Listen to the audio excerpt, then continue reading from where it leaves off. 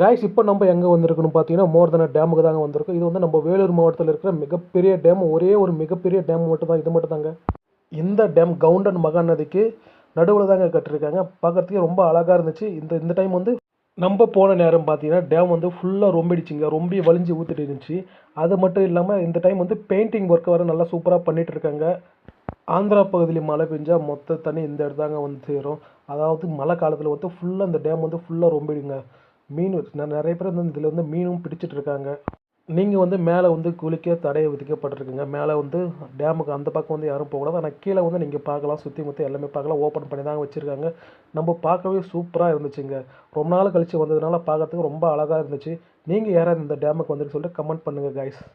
Friends கூட வீக்கெண்டில் ஒரு என்ஜாய் பண்ணுற மாதிரி ஒரு பிளேஸுக்கு ஒன் டே ட்ரிப் போகணுன்னு ஆசைப்பட்டீங்கன்னா கண்டிப்பாக இந்த மோர்தன் டேமை வந்து விசிட் பண்ணுங்கள் காய்ஸ்.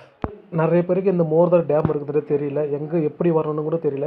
நீங்கள் குடியாத்தம் வந்தீங்கன்னா கண்டிப்பாக பழமநேர் வழியாக வந்தீங்கன்னா பழமநேர் வந்து சைனகுண்டாக்கு முன்னாடி லெஃப்ட் சைடு எடுத்துங்க, இந்த மோர்தன் டேமை வந்து சேரலாம் காய்ஸ். இங்கே குளிக்கணும்னு நினச்சிங்கன்னா நீங்கள் அப்படியே வெளியே வந்தீங்கன்னு நினச்சிங்க, ஆற்றுலேயே அப்படியே குளிச்சிக்கலாம். நான் ஒரு மீனை வாங்கிட்டு அப்படியே இங்கேயே சாப்பிட்டுட்டு அழகாக குளிச்சுட்டு வந்தேன் காய்ஸ். நம்ம இந்த வீடியோ பிடிச்சிருந்தா லைக் பண்ணுங்கள், ஷேர் பண்ணுங்கள்.